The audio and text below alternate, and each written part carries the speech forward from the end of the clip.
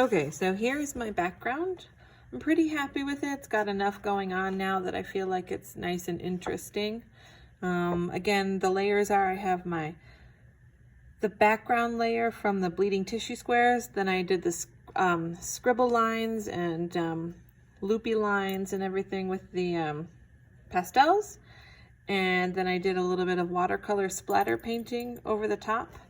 And so I feel like it's good to go for me to add my heart on the top. So to make your heart, everyone has to make their own unique heart shape. I don't want you to share them because this needs to be your unique artwork. So you're gonna get a piece of construction paper and you're gonna fold it in half like this.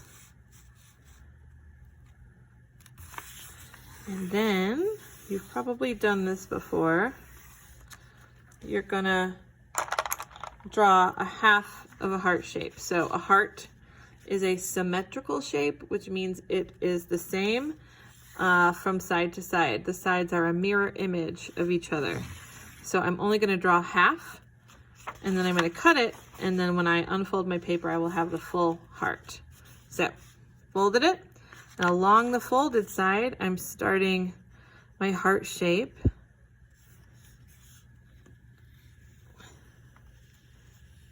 I want it nice and big on the paper. I do not want it too small because my paper that I did my background on is pretty big. So I don't want a teeny tiny little heart floating in the middle of that big paper.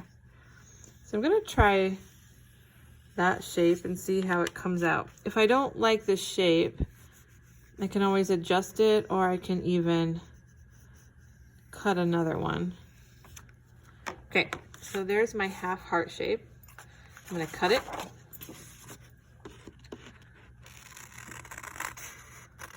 It's okay if it's a little irregular. Jim's artwork is really kind of intentionally like rough and rustic looking. So ours can be the same. It doesn't have to be all neat and smooth. Okay, so there's my heart. Do I like that heart shape? Yes, I am okay with that. But you know what? I do think it might be like a little bit too big. I'm gonna shrink it down just a tad. And I'm just gonna cut inside of the heart shape that I already have and just cut off a little bit to make it a little bit smaller. Okay, and let's see how that looks. I feel like that's a better proportion. Like the relationship of the size of the heart looks nicer within the size of the rectangular paper that I have. So what I'm going to do now is I'm going to position my heart on my paper, and you can just hold it down with your hand while you do this next step, or you can take a couple pieces of blue tape and definitely like stick it to your clothes first to make it a little bit less sticky, because we don't want it to tear the paper. So stick the tape like to your clothes. That gets some like fuzz on it to make it less sticky, so it's less likely to tear your paper. I'm just going to use this, just like make some little tape loops on the back of my heart to temporarily hold it down on the paper while I do this next step. The construction paper heart is not actually a part of my project. It's a stencil. Okay, so I'm going to position that wherever I want it on my paper. Like you could do it at an angle, you could do it down in one corner coming out, you could do it wherever you want it. I'm going to do mine right in the middle like Jim Dine did. I want to make mine, my artwork is not a copy of his artwork, but it is inspired by him, so I'm going to use some of the things that he liked to use in his art, which is placing it right in the middle. Now I have a black oil pastel, and what I'm going to do is I'm going to just color around the edge, and I'm taking my time so that I don't like crinkle up my construction paper heart and accidentally color underneath it. Just coloring around the edge. Just making like a bold outline right now.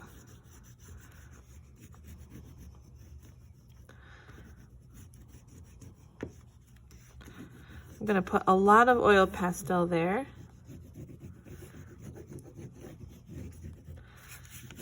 And there are a couple ways you can do this next step that I'm gonna show you. You can kind of take the pastel and draw out like this, basically trying to bring the black out into the color area background a little bit more. Because I want it a little bit more black there to kind of create like a shadow effect, more so than just the outline. So you can do it like that, like drawing it out like this, or your fingers will get a little dirty doing this. You can take your finger and smudge it out. You could wrap a paper towel around your finger if you don't want your finger to get dirty. I think this looks a little better. It looks a little more natural, but you do need to be careful to only rub your finger from the inside out. You don't want to go outside in because that'll crinkle up the paper and possibly rip it and mess up what you're trying to do. Okay, so I'm just going to smudge my oil pastel out. I'm pressing pretty hard. And I want to make it look kind of messy. It's okay if it looks messy. And I can add some more lines if I like the look of the smudging layered with the lines. And then smudge it a little more.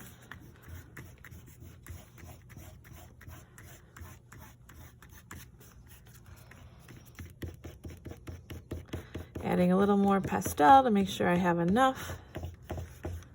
And then I'm gonna smudge it. Okay, I'm gonna pause now and show you when I'm all done with this step.